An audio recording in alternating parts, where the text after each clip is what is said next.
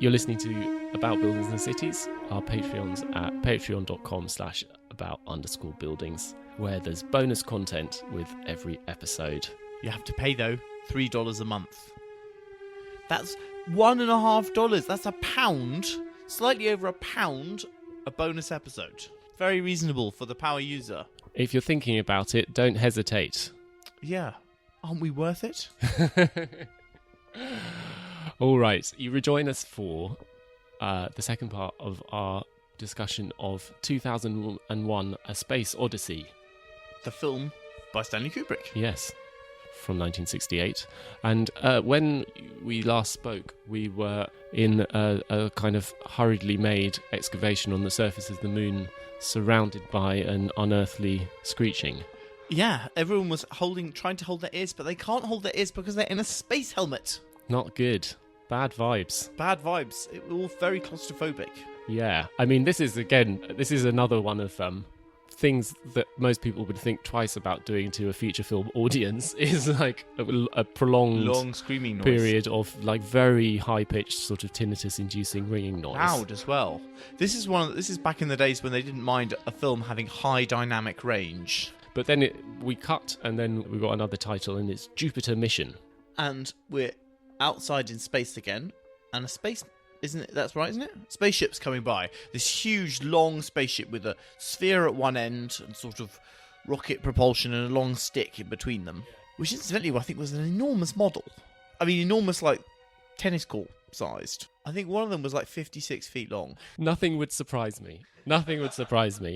We've not even got onto the most excessive of all of the sets, although we're going to encounter it very soon. So a Jupiter Mission, this long spaceship, there are these sort of pods going all the way down the kind of cocktail stick, joining it all together, which I don't know what they are, these sort of triangular, but they would have thought pods. about it. They would have thought about it for ages, about what all the bits were, but I'm not sure the viewer has to.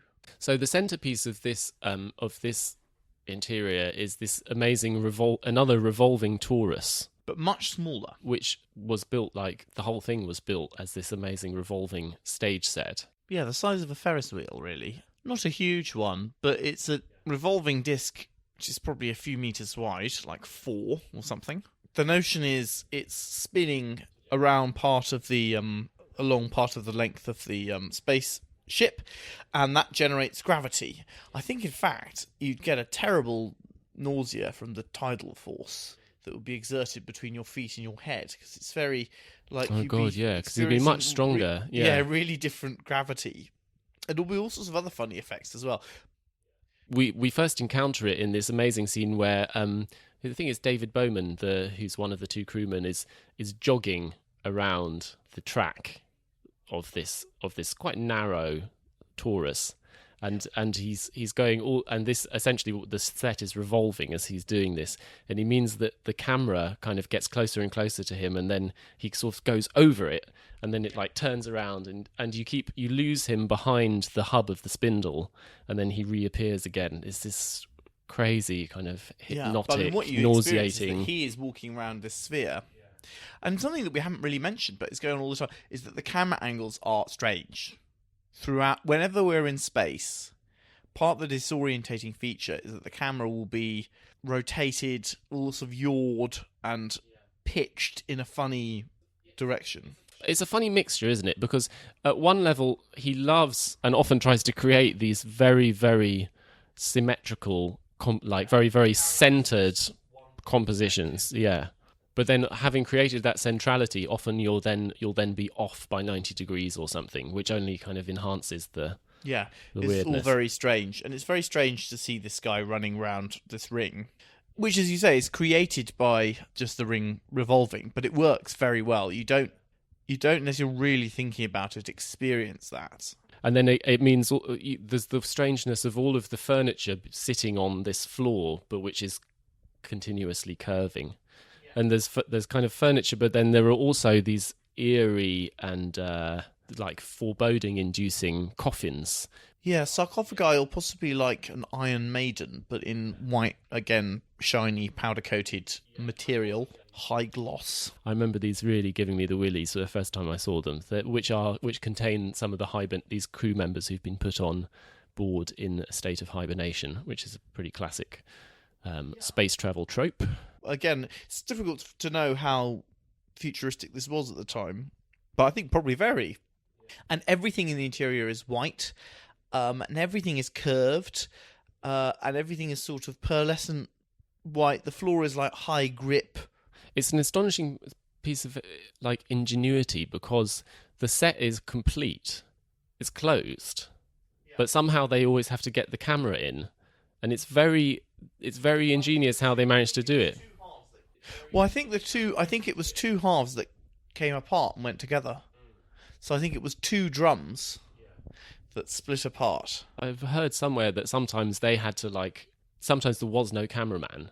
There was just the camera, and the actor would have to turn it on at the start of the take because they couldn't fit the cameraman in anywhere.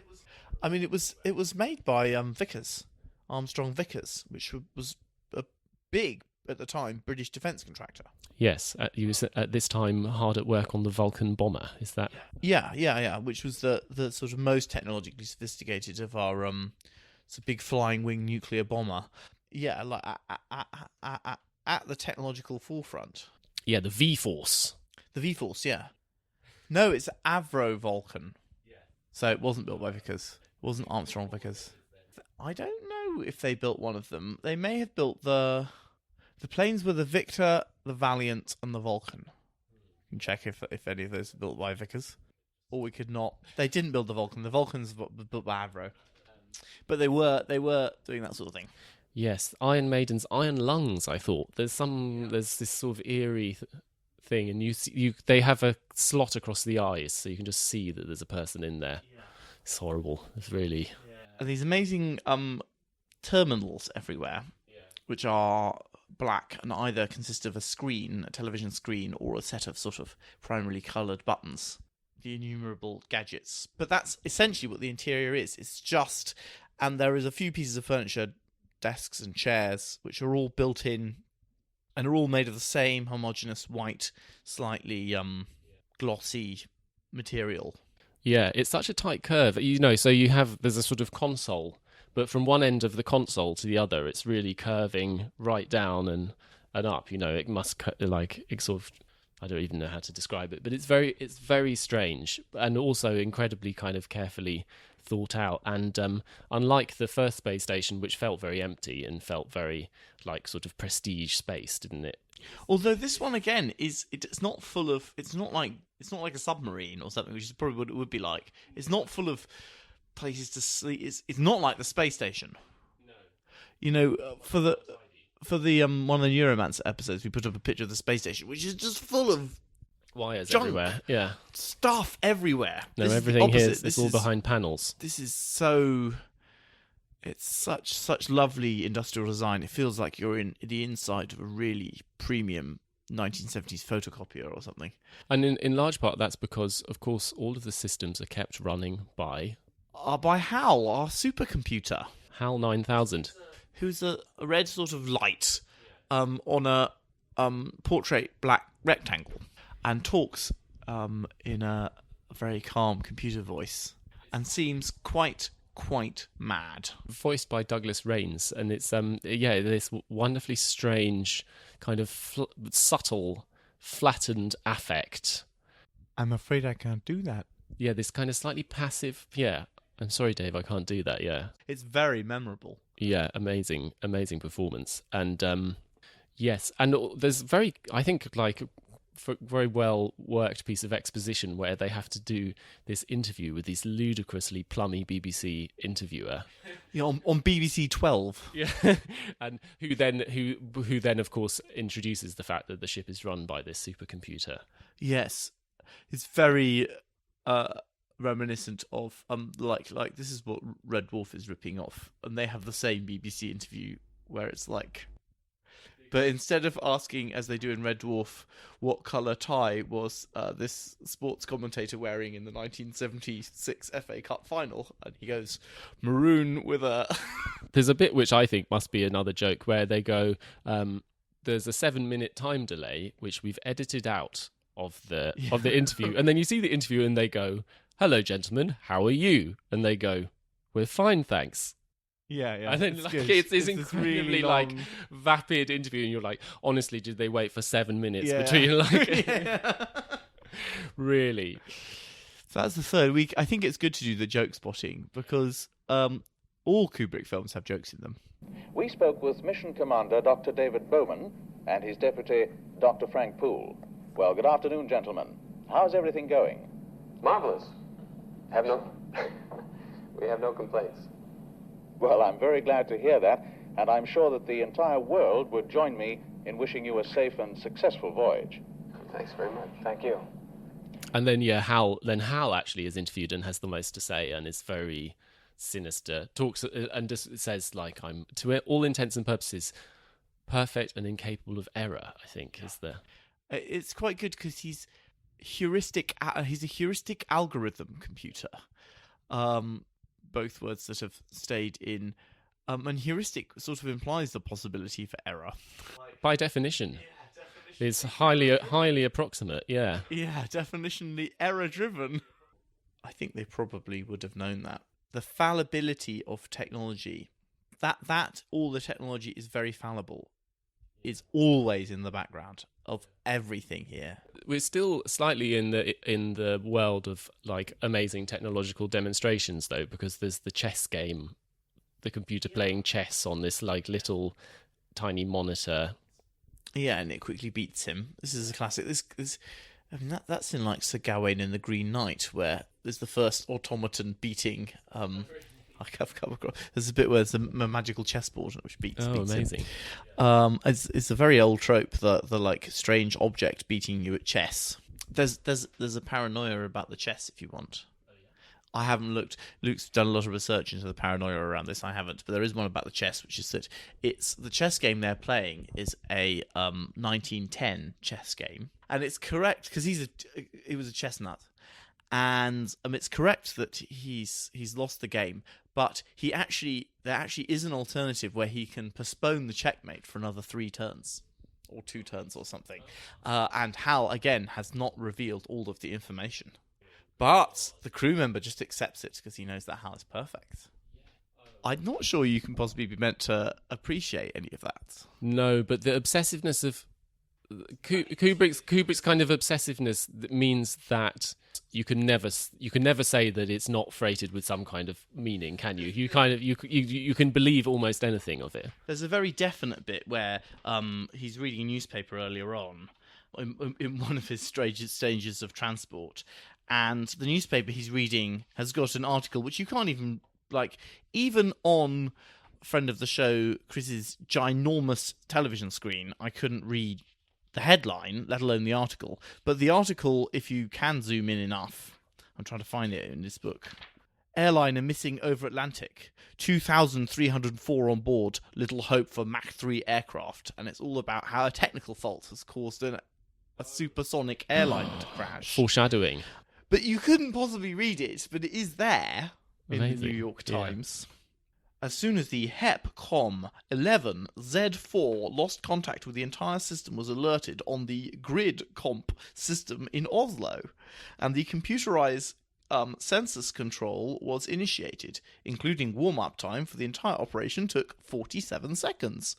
So there's a whole fake story. Yeah, which is written sort of replete with acronyms, and it's about this unexplained technical fault bringing down an airliner. I don't think going into any of this stuff really improves the experience of the film, because actually I think it detracts from the real strength, which is the mythic quality. Yeah, and the sense of an incredibly fully imagined world, I think.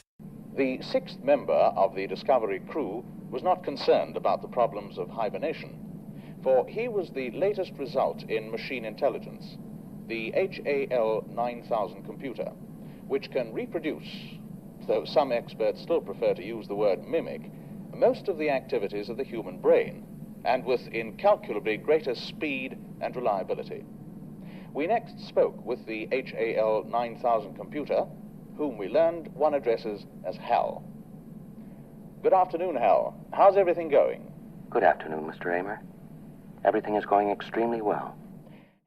Parker Penn's did a spec for their pen saying that it would have a neutron accelerator, which would oxidize the paper underneath, so it would be used without the use of ink. Oh my god, yeah. That was a bit the days of like nuclear. You were going to have a nuclear powered, cooker. Like I think there's a real news story about a nuclear powered cooker. Yeah, or possibly a nuclear ramjet in your car. Yeah, nuclear. Well, there were going to be nuclear powered elevators in Frank Lloyd Wright's Mile High Tower. Right. Yes. Yeah. I mean, it's all possible. Yeah, it's not clear that it would have made anything better. So yeah, there's a long period of kind of life on board the Discovery, with Dave and Frank, who are the two who are awake. Chess game, bit of sort of sunbathing in some way. There's the birthday message from the parents. In solarium. Yes. Yeah. There's some minor problem where he's not getting enough pay, and they are so robotic. The two crew members are utterly machine-like in their delivery, going about their daily life. But all of this gives terrific opportunity for you to see one of them sitting upside down eating the most disgusting looking lunch. This is the worst lunch. Oh yeah, there's different coloured mush, and you eat it with the sort of strange stick. Yeah, and the mush is like, it looks like peas porridge with gelatin in it, in different colours. Oh wow, I've got the picture of the meal tray, by the way, with the Tetra Pak like nozzles, and they're fish juice, corn juice, carrot juice, chip juice, strawberry and orange juice, cheese juice, and coffee juice. A balanced diet. Yeah. So good. I love this. It's so fun. This is wonderful, and it just makes it. It's the perfect balanced diet. It's fish and chips, cheese, peas, and coffee. And coffee, yeah.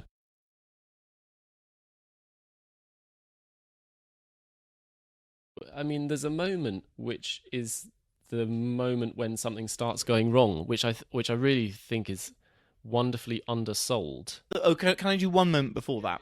There's a good moment before that when they're watching this BBC Channel 12 thing. They're sitting in a seat.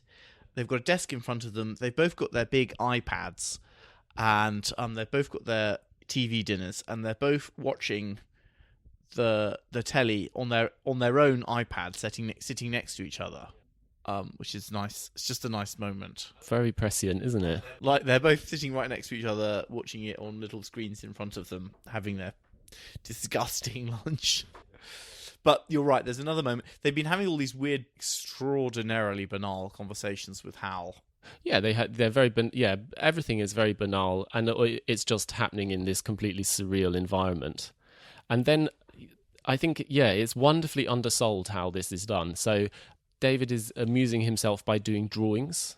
The drawings, they're not his, but they're quite good. They're the actual concept art for the film.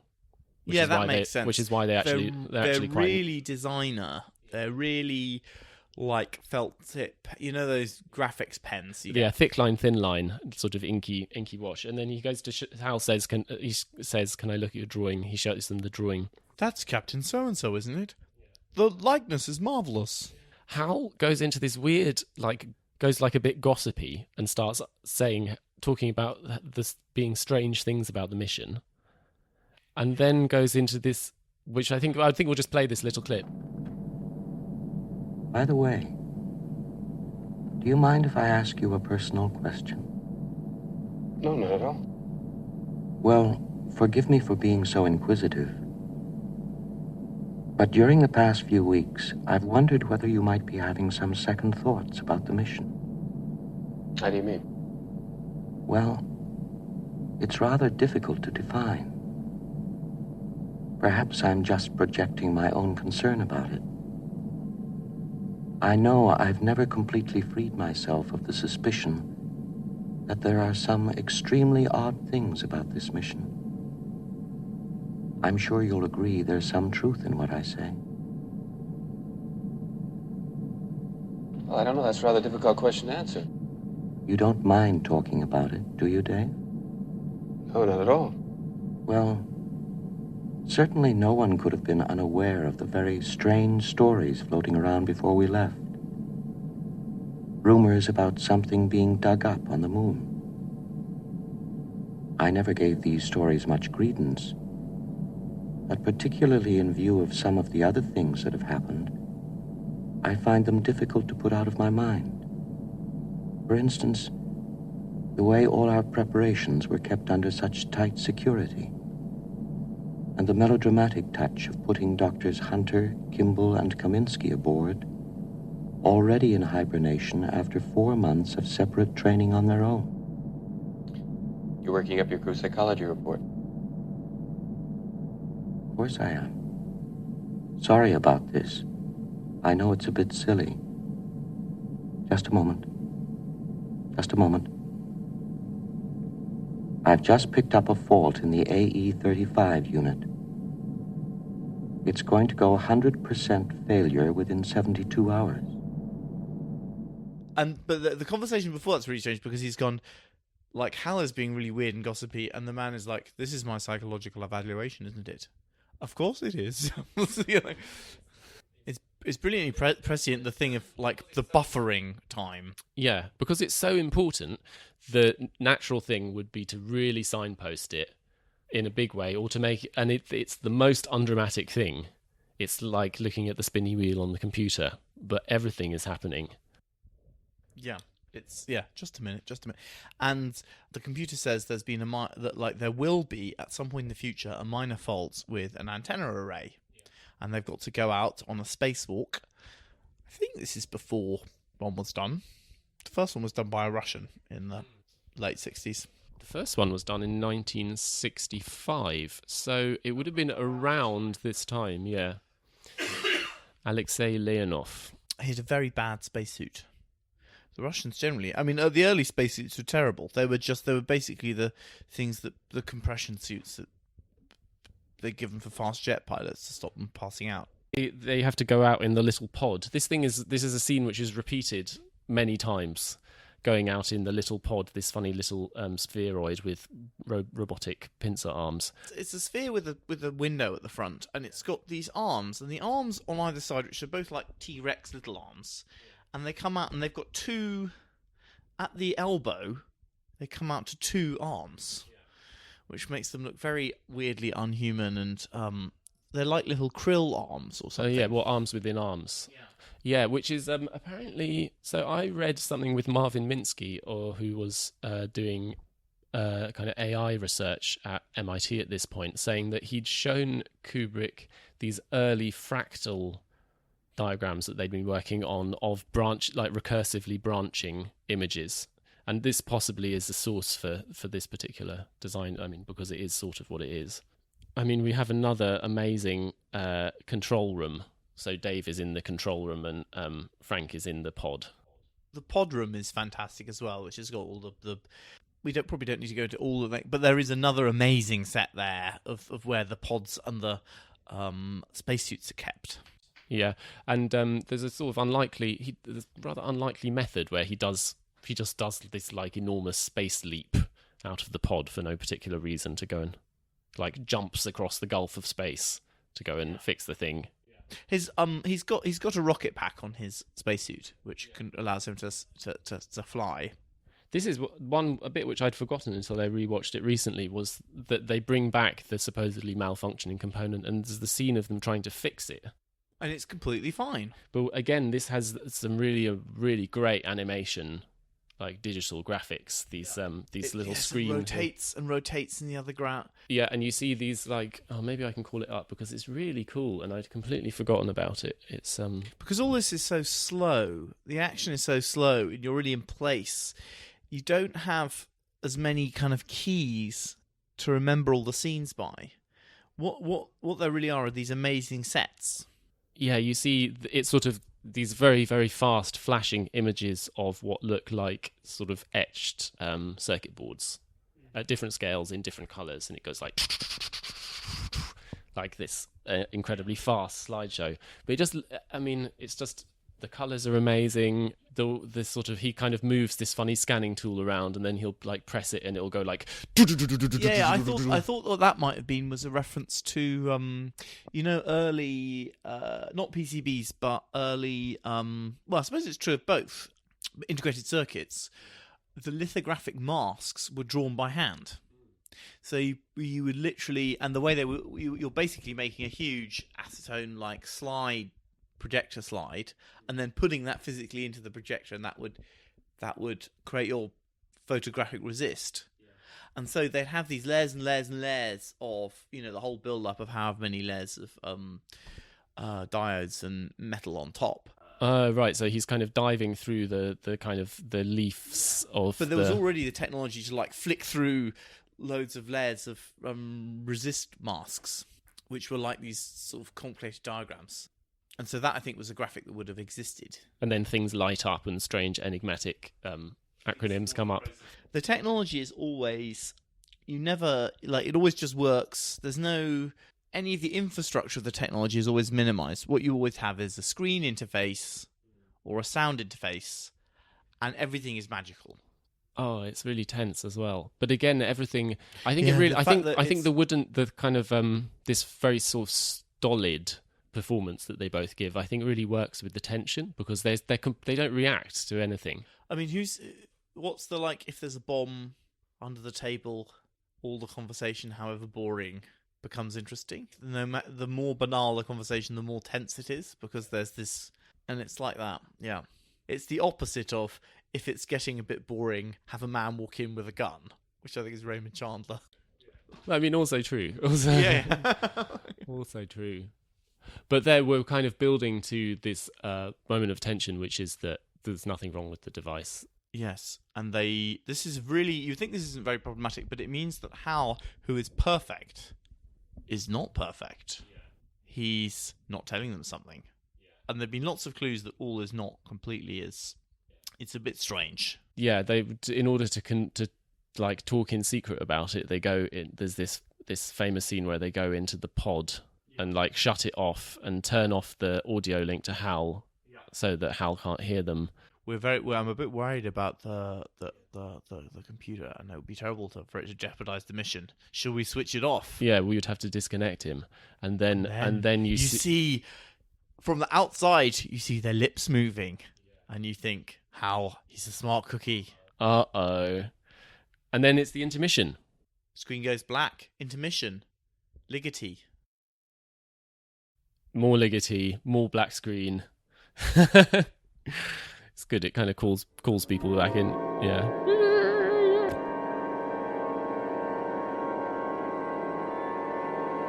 Yeah. It's a 15-minute interval.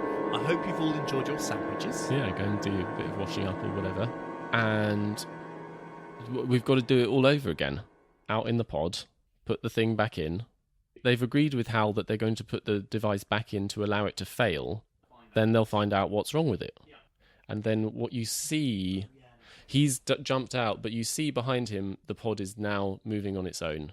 Yeah. And it moves towards him. And again, there's a cutaway before you see anything happening. But you're then in David Bowman's perspective, and you see Frank shooting across the sky with his air hose cut, and he's frantically trying to... And he's spinning and tumbling, and it's very quick and soundless. So sinister, yeah. And he just tumbles and tumbles. There are these shots of the outside of the ship around this time, and they've done a thing which is completely unrealistic, but sort of tells you that there's something going on, where suddenly the sunlight is different. It's gone kind of yellowish and crepuscular. It's no longer like bright white. But again, there's been lots and lots of this very slow balletics of things moving in space, which just continues to build the tension of strangeness and alienation. So while Dave has to go out and he goes out in the pod to collect the body, he manages to get it and sort of pushes it in using the arms of the and I think all of this is filmed in slow motion. It gives the whole body this strange sort of floppiness. I think it must be sped up for the bit when he's tumbling through space, and then sort of the other way. Anyway, they're playing with camera speed, and the body is sort of ushered back, and then... Hello, Hal, do you read me? Hello, Hal, do you read me? Do you read me, Hal? Affirmative, Dave. I read you. Open the pod bay doors, Hal. I'm sorry, Dave. I'm afraid I can't do that. What's the problem? I think you know what the problem is just as well as I do. What are you talking about, Hal? This mission is too important for me to allow you to jeopardize it. This is a bit of a strange one, isn't it? How would Hal know that he would leave his helmet in the spaceship room? Yeah, I don't know. That's a funny one, isn't it? It's weird. Anyway, he's not got his helmet and he's stuck in his pod, and Hal won't open the door. And this is the point where Hal also kills all of the hibernators, which is This is really sinister. This is so horrible. Yeah, this scene, which again, this is another one where essentially it could be done with stills. There's no movement at all. There's like long shots of with a little hum, the pod, like little sort of fan hum. Yeah, the noise, and then there is this kind of computer graphic showing their vital signs slowly being extinguished. And you get intertitles which go, "Life signs terminated." But nothing is happening. It's just graphs. It's just the silent extermination. Yeah, and this horrible, like, claustrophobic presentiment that the sort of Iron Maidens kind of produced initially is like wholly fulfilled. It's really evil. It's really evil. It's really strange. You can see his real talent. His real talent for really uncanny horror coming out here, which is going to do very well in his next, well, 2 of his next 3 films. Hal's not very perfect, you know, where he could have just like vented all the atmosphere out of the ship or something, which is a sure way to. He hasn't taken account of the escape airlock. Dave maneuvers the craft round, and basically, without his helmet on, jumps into the escape lock. There's a great scene of him. I presume they must have like had the escape lock vertical and He has to fall down into it. Yeah, and then he sort of bounces around. There's a funny interview with Keir Dulley, the actor, is saying, "I managed to get it on the second take," or he was like, "I knew I didn't want to do too many takes of it because he was obviously going to get really badly hurt." He's just being dropped down this cylinder, basically, and banging off everything. And apparently on take 2, he managed to grab the handle, and that was enough. Yeah, and then, shh, and he gets in. He breathes in. You shouldn't breathe in. Yeah, he's authentically out of control in that. Yeah. You shouldn't breathe in if you're going into vacuum, because you'll create an enormous pressure differential. It will just pop out and you'll die. You've got to exhale. Actually, I think my personal suspicion is I think you'd fall unconscious and die very quickly in vacuum. Yeah, it's not been a lot of testing actually. No, I think you'd fall unconscious and die very quickly. I think there'd be some real shocks on the body. But anyway, he manages to get in, and then we've got another amazing scene. It's so packed with amazing scenes. We have this very slow, and unlike all of the other murders which have taken place, which are, they're elided. They're seen distantly, or they're told about through indicators, or except the spaceman, like, grasping for air and tumbling through space. Yeah, but it happens so fast. He just shoots across the screen, and you see him, like, grasping, and then he's dead. And it's like, whereas the death of Hal is going to be in full view, and it's going to happen very slowly. Happy ending, by the way, in 3001, the sequel to the sequel, where Hal comes back to life, or what? No, he writes the guy who flies off into space a happy ending. He comes back. He's teleported back to Earth in the year 3000, and sort of wanders around a magical. There's a bit when it's like, so computers will have progressed markedly. Yes, this is a data drive for 1 petabyte. Oh my god! Yes, in our time we had got to around a terabyte in something that size. Of course, there is a limit set by the fundamental laws of matter or something. Anyway. It's fine. There's much more bathos in Arthur C. Clarke. But anyway, yeah. So this again, like, wonderful. I wrote in my notes, like, this sense you have a very strong, distinctive materiality here. All the injection moldings, and then it's all his. And also, he's gone out of the ground. He's in the sort of service part of the ship, which doesn't have gravity. Yeah, so he's floating. And he's in his spacesuit. And he goes into the server room, which is really like an IBM thing of the time. It's all sort of, like things that ventilation could go through and stacks. But it's a lot less grubby and neat and smart than contemporary server rooms. And it's in zero gravity. And he goes to the very core, and all the while Hal is saying, "Stop, don't do this, don't do this. I realise I've made some peculiar decisions recently." The pleading is so bad, and it's like, oh yeah, it's so sad.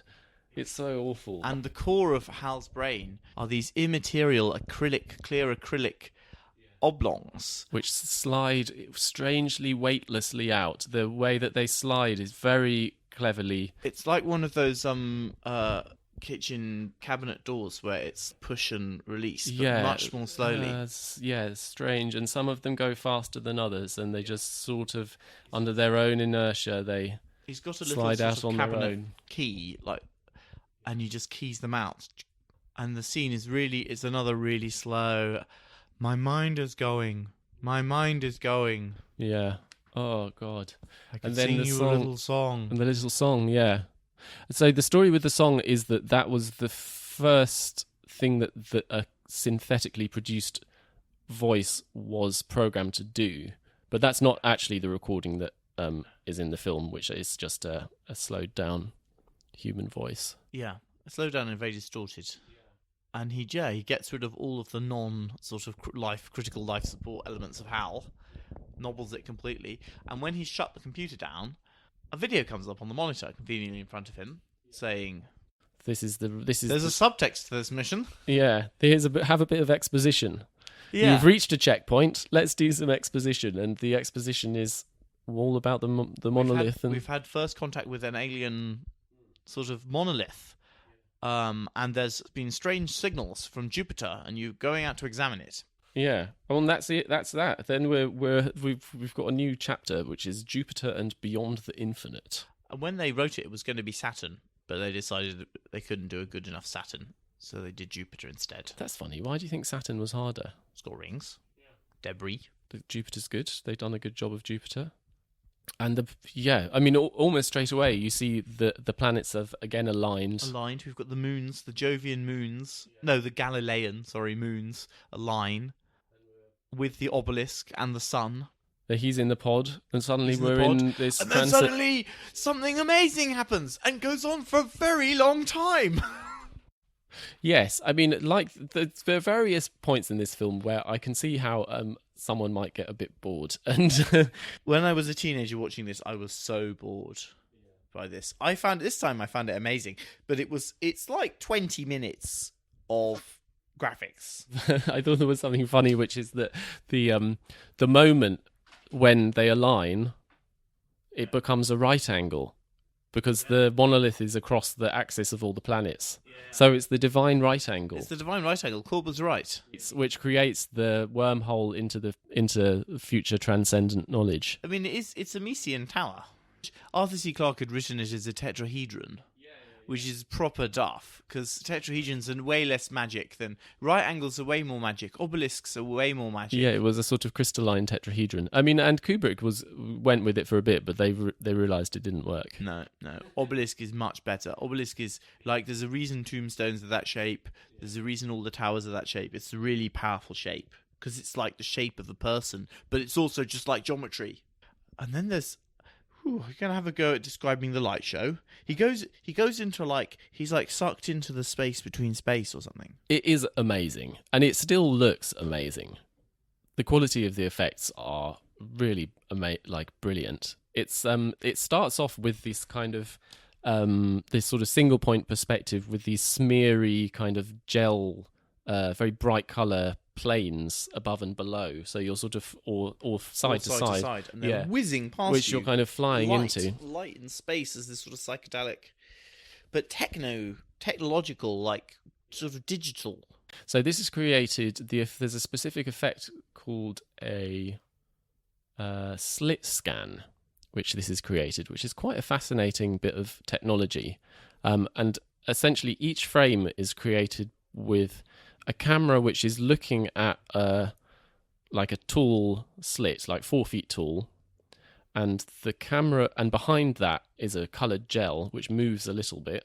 It's kind of everything is geared so that the relative movement is precisely controlled, and the camera dollies back slowly in with the gearing, and each exposure is one full kind of transit backwards, which takes 60 seconds. So it's very slow.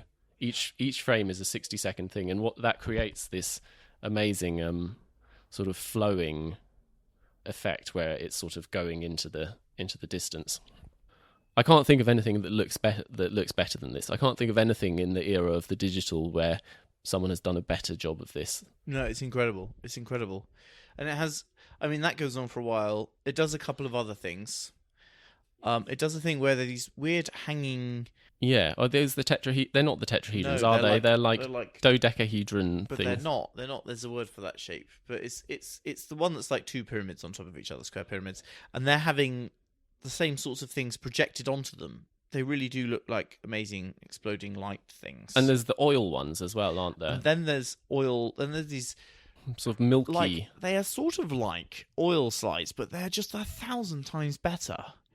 There are these amazing high definition, slow stuff happening in sort of oil jars, but Yeah, there's this kind of distending, like in a sort of cloud chamber, drops of colour expanding and smearing, but it just looks much better than you've seen that before. this sort of the sliding quality of everything is very uneasy. It's sort of distending. Things are moving, but in this sort of weightless and bending way. Really shot high speed, so it's really slowed down. And it's like matter falling into a black hole. Yeah, it's this. You really have this sense, this kind of membrane, this kind of membranous quality of this matter, which I guess is very relativistic, isn't it? That's kind of a thing. Which it's amazing. It's not. I think. And then there's a bit which does feel the bit that does feel a little bit aged, although it's still pretty amazing, is this footage shot from a plane, which has then been, where the film has been incredibly heavily treated and solarized, where basically if you want to imagine the effect and you haven't seen it, if you've been on Photoshop and you've taken the hue at various different bits into a dangerous and area, you just like slammed them all over the place, and also slammed like the contrast all over the place. It's this kind of you get these I think like it's mainly footage off the east or like, which is the one with big rocks, not flat ones. That's West Coast. Yeah, West Coast of Scotland. Yeah, there is a bit of. There's definitely some of Utah or something like that. There's this kind of ultraviolet mesa, and then there's a lot which I can completely believe it's Scotland. But again, and this is actually a thing which would reappear in The Shining. He creates this real sense of horror or foreboding in the aerial, where you're going in on something which you can't see, and there's something horrifying. Something that is amazing about that also is that it does feel like, the Huygens probe approaching the surface of Titan. That thing of it sort of going slowly down into this like weird landscape of strange colours. And it feels like it could be underwater or in the colour effect feels like there could be you're in the atmosphere of Saturn. Really amazing. And you can see, so this part of the story of the success of this film is said to be like young acid heads getting very into this sequence. And you can see how it would be some of the slightly moderated catastrophic failure of the film. Yeah. Yeah, I mean, you can see how if you saw this for the first time, it would be unlike anything you'd seen before in your life. So actually, I timed it. It's about 10 minutes. That from the start of the light show to the bedroom is 10 minutes. And then, this is going to blow the kid's mind. Where the hell does this thing take him to? It takes him to a bedroom from the Dorchester Hotel. Is it? Apparently. I'll tell you what it's like. It doesn't make me think that. It's really weird. The room is like rococo, lush interior, except that it's all in grey. And also, it looks like there's slightly more MDF around than you would think. The floor is aluminium profiles and frosted white glass glowing, and then there's all of this rococo, slightly Louis Snurf furniture. Yeah, and it has a sort of sickly greenish cast. Yeah, and the sound is like really quiet. There's nothing except so that whenever any noise is made, and it's so weird. It's given him like this place, and there's a bathroom with like, you know, all the good bathroom fittings, and there's a huge bedroom and a dining room. Very claustrophobic.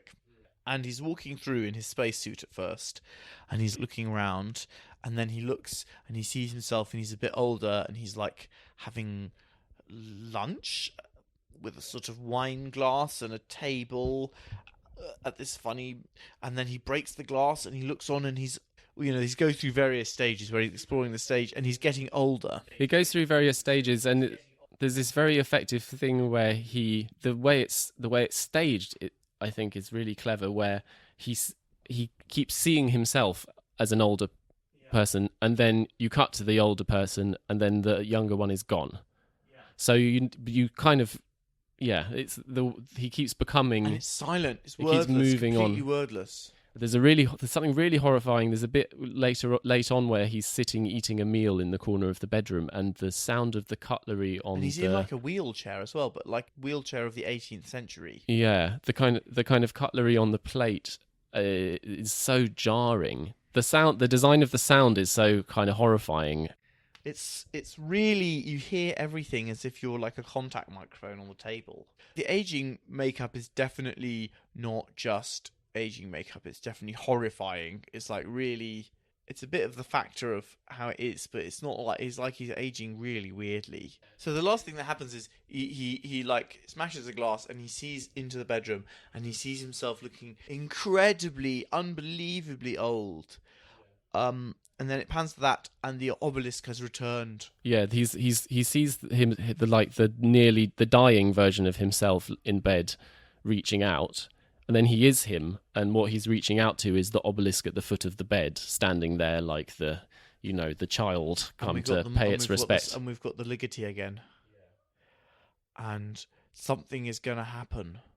Yeah, I mean the bedroom is so weird. The bedroom has a kind of greenish cast, and then the bathroom is sort of bluish, but they're both it's such an environment of indefinable horror. Yeah, like I personally have never found eiderdowns particularly convincing. You know, that thing of the sort of satin edge of the eiderdown and then the turnover. Like, I, for some reason, seem to have grown up in the mid-19th century where we mainly just had blankets. I've experienced them. I mean, both my grandparents used to make them like that, yeah. Where you have, it's all tucked in. Yeah, you're really pinned down, and there's like a sort of, the eiderdown has like a satiny fringe, which some of the blankets have as well, and then you have a folded over sheet, and it's all in sort of shades of goldeny brown, and the tactile quality is like this really loose, puffy quilt of feathers. There's like an upholstered panel at the head of the bed as well. There's like elliptical upholstered panel behind the head of the dying man. The check. Yeah. It really feels like there should be bolsters, but there's just one. My mattress wasn't as long as I was, so my head was just supported on bolsters off the end of the bed. All I can say is I must have been a very tolerant child at that stage. It's a really, really, really strange thing to do. It's a really brave, strange thing to do, to have this place. There's no explanation. He's at Jupiter. He goes through this psychedelic light show, and then he's in this place, which is extremely strange. In some way, time no longer exists, or he exists throughout time, or there's some weird slippage going on in time. But it's you don't know what it means. And this is definitely a dream. But whose dream is it? Is it an obelisk dream? Is it his dream? It's somehow a sort of merging of like the unconscious of like an alien and him. And the obelisk is at the foot of the bed, like a kind of prodigal child. Like, what? Yeah. It's kind of crept into the room somehow. It's standing on the carpet, and then we're suddenly seeing the planets again and the star child. And then he's a star child floating in outer space. He's like a baby in an amniotic sac with giant eyes floating through the cosmos, and he sees Earth, and that's the end. And that was that. So apparently there was a plan actually that after the obelisk appeared in the bedroom, there would be aliens who would be indicated in an ambiguous way with some kind of light ray or something like that. And essentially the reason that didn't happen is because the money ran out at that point and they just had to edit what they had. They weren't allowed to do any more shooting. That wouldn't have been an improvement. No, I it's can be good. pretty It's good. confident. Because it's so strange. It's so unsettling and weird, the end. I tend to think he might have taken, even if they had shot it, he might have taken it back out again. I think he would have ditched it. He had a good sense for that. Because this it's unexplained. It's completely mystical. I mean, to be honest, the Star Child bit, it works, but it's a bit weird. Like, it's slightly a fluff, I think. The weird baby in space. It feels a kind of blessed relief to be out of the bedroom. The bedroom is, I mean, it's so claustrophobic. It's funny because you feel at one level it's meant to be. We can do a little bit of discussing what it means for us before we talk about what other people feel, or at least, which is that it feels like you're sort of meant to think this is like a good thing, or that this is a sort of new being that's created, but we've had so much horror. Like, I know it's sort of underground horror. But the environments are so horrid that although it's super cool, you don't feel it's positive. I don't like this. It doesn't feel lifeful and good. It feels like the Obelisk doesn't feel like a good force. It feels like a really bad force. What does the Obelisk take us to? It takes us out of Eden into violence. It motivates us to, like, kill. And then it motivates this, it somehow engineers this story where, like, everyone dies through this, like, evolutionary struggle between man and computer. And then it takes him to this weird, horrible place and then turns him into an amniotic sac floating in space. Yeah, I think the Star Child is meant to be the renewal of mankind, and it's a new birth. It's the potential of... Yeah, is he like the new gorilla? Is he going to exterminate humanity now? No, it's going to lead them into a new. That's not what the gorilla world. did. No, that gorilla and his gorilla buddies killed all the other ones and took over. they just killed enough to make an example, and then they took over. Well, that's not how evolution works. Yeah. Evolution works by you've got to be the survivor, and they're not there anymore. You obviously don't have to exterminate them all in one go. You can just slowly drive them to extinction. But is that what's going to happen? Because he didn't turn all of the people into Star Children, just one of them. I mean, I'm not sure that sort of thing is meant to be definite, but my feeling, the emotional feeling I get is that it's really bad. It's the start of the end. It's like it feels like Earth has become a dead place. And it's the end, the belt. It's like the last judgment, and sure into 1,000 years of heaven on earth, maybe, but of a slightly harsh kind. I don't sort of reconnect the Star Child with Earth, really. But Earth comes up as this. The end of the film is like Earth coming up, and it's the Star Child. But it's an image of Earth, isn't it? It's not the Earth as kind of reality. For me, it's David Bowman is becoming an idea, isn't he? He's transcending. He's sort of experienced the whole gulf of time. He's become this like transcendent glowing baby. Yeah, it's clear to me that like what was going on before doesn't matter now anymore. And I'm sort of joking that he's going to go and exterminate humanity. Yeah, I think that there is a harshness to it, isn't it? There's the kind of, it's a sort of Buddhist nihilism, isn't it? Of a kind which I think appealed to Clarke. That was his bag ultimately, wasn't it? He went to live in Sri Lanka and was very into that kind of religion, that particular kind of insight. It's like the progress of modernism is going to continue forever, down the route of alienation. Alienation is going to carry on until we're literally aliens. I mean, eventually we've got to be, don't we? Things can't stay the same. But there's lots of different ways they could change, right? It's reaching for that desiccated heaven, isn't it? When actually the qualities of life that are positive are, birth, change, growth. For me, it's much more about beyond the infinite. It's taking you into the sort of holy terror of beyond time, beyond the infinite, beyond space, whatever that is. But that is an aesthetic experience, really, isn't it? I have trouble connecting it with the pleasure of it is that it's not connected to the reality of my own life. It's a thing outside of it which doesn't impinge on it. The film, though, is about the future of humanity. It's about, like, what happens when we meet something beyond ourselves in the cosmos. It's like science religion, or, what happens when this phase is over. The state it portrays man being in before this experience. Well, I mean, there's that bit when you see his daughter, which is, like, really different. But the rest of the world that you see is really... it's had all the life taken out of it, almost. Well, yeah, it's kind of super infrastructural, isn't it? It's a sort of totally and meticulously organised. Totally alienated. The alienation of human activity from the physical world has become total. Yeah, I don't know. I mean, there are all these scientists doing underwater research or whatever you never it is. see any of it. But it is apparently going on. There's no one's plugging anything in, switching anything on. Everything just comes out of, it's sort of vended. No one does anything. No one makes anything. No one makes a cup of tea in this world. Everything is made, and everything is made in a way which just means that it pops out completely made. Nothing is got rid of. Everything disappears. The space station has no bedrooms. The spaceship has no bedrooms.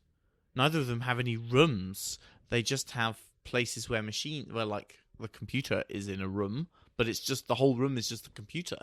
All the stuff that we do that isn't talking to each other and controlling, all work has been taken out by machine. You don't pay for things. The money is just deducted magically from your account. At the same time, I mean, people have also found a kind of utopian potential in this environment which provides for all of your needs. I mean, that's sort of one of the things which is being interrogated in those super studio images, isn't it? That you have this sort of universal infrastructure which gives you everything that you need, and what it means is that you don't need to own anything. You can be a kind of a nomad. In a way, it frees you from all of the kind of baggage and kind of excess of bourgeois life. You don't need to have any clothes. You certainly don't need to have any pockets to put your phone and keys in. No, you don't need anything. You can just wander. You can be a wandering poet, or in those super studio images, a sort of like naked hippie dude lounging on the technological Cartesian beach. coordinates, yeah. But with the mountain somehow in the distance. Yeah, I mean, it's very ambiguous, and people at the time, I think, were on different sides of that tension. It's funny, I didn't think of this in context of the computer episode, but it is actually. This is an image of a particular era of the computer, isn't it? Yeah, it's when the computer is in the basement and you have a terminal and you log into the computer and bid computer time for the process. And which I guess, I mean, it's the cloud, but it's different to the cloud, actually. The infrastructure hasn't sort of dissolved and become placeless. In the era of the cloud, the computer is sort of is kind of co-located between something in Ireland, something in Arizona. It's all over the network, and it kind of is the network. But also the interface, our interface is extremely codified by language, or like semiotics or symbol. You have to understand all of these icons and symbols and ways of relationship, which is reaching the complexity of an entire language. To operate with them, we have taught ourselves a language of operating with a machine, which we have also taught a language. But closer to the stack or whatever, the process name pops up, executes. You see a visual representation of the mathematical task that it's executing. In the server room, there is a board for each of the functions. You take out the board, which is some part of its heuristic circuitry. There are no graphical user interfaces. There are buttons which have specific functions, and there are screens which sort of display specific information with no... Whereas now, we've got this whole language, which is grubby and irritating and sort of like... HAL is never going to go... Bah! Like, you're never going to be doing like your slides of Palladian villas and then like a box is going to come up and say like... You need to register. You need to register for whatever, like, this terrible management software for the lecture capture program that is that the university has got, which for some reason requires every user to separately register on some enterprise server somewhere, and which will pop up reliably every 32 minutes in the middle of the lecture. In the middle of the slide. Yeah, I mean, there's that. We've all done that. HAL won't do that. Like, our computers don't kill you with kindness. They kill you with incompetence, with accident. With complexity. Why do you think he went... My suspicion of how he got to this Rococo room is that he loves the 17th century. I mean, it's sort of 18th century interior, isn't it, actually, really? So, there is apparently an idea that this is the Dorchester Hotel and that it is a hotel room which the character has been to before. That, like many things in the film, is something which is no longer really present, but is the sort of original genesis of the idea. Well, the taking out of the explication is what makes is something which makes the film dramatically more powerful, because causation is kind of naff, isn't it? It's like, yeah, because that then tips your hand that, it's this sort of mental construct which Dave is in, and he's in his own mind or something, which you totally sort of know. You do kind of know, but actually, yeah, to me it feels very much like it's a mind. It's a projection created by the Obelisk. Yeah, this is sort of what a room looks like, isn't it? What I felt like before I read anything, and in fact before I watched the film again, based on my teenage watching experience, is that it had made like a lab box for him. Yeah, it's got a construct. And that it's so weird is a tool of making explicit how strange the mind, if such a thing is, of the Obelisk is. And it could be that there isn't a species, it's just that there is Obelisk, which actually is like shiny void. Yeah, this absolute vacuum of meaning. It's it's also, though, the last extension of what's happened to humanity, which is that all of the stuff has been abstracted. Here it has been, even existence has been abstracted into, as you say, the Buddhist vision. First, we take away labour, then we take away thinking, and eventually we annihilate the ego and can cease to be, or be this eternally abstract nothingness. It's a symbol of timelessness, ineffability, the void, the vacuum of meaning, the incomprehensible, the absolute, something which is beyond understanding. And to visualize that in a way which is not cheesy, I think, is one of the most effective. It's shiny and it's very black, and you can't see anything when you look at it straight on. We've done an hour and 20. Do you think have you got a couple of other things to talk about, or should we bring it almost to a close? Maybe we should just say, well, I think you've got the key stuff, but we might waffle on for more, and then that'll go into the bonus content. All right. Oh well. So beyond we leave you. Yeah, beyond the infinite. Beyond the infinite. Oh, this is going to be great music, and then we've recorded an outro already, haven't we? An outro? I don't think we have. We? Okay. But remember that Patreon.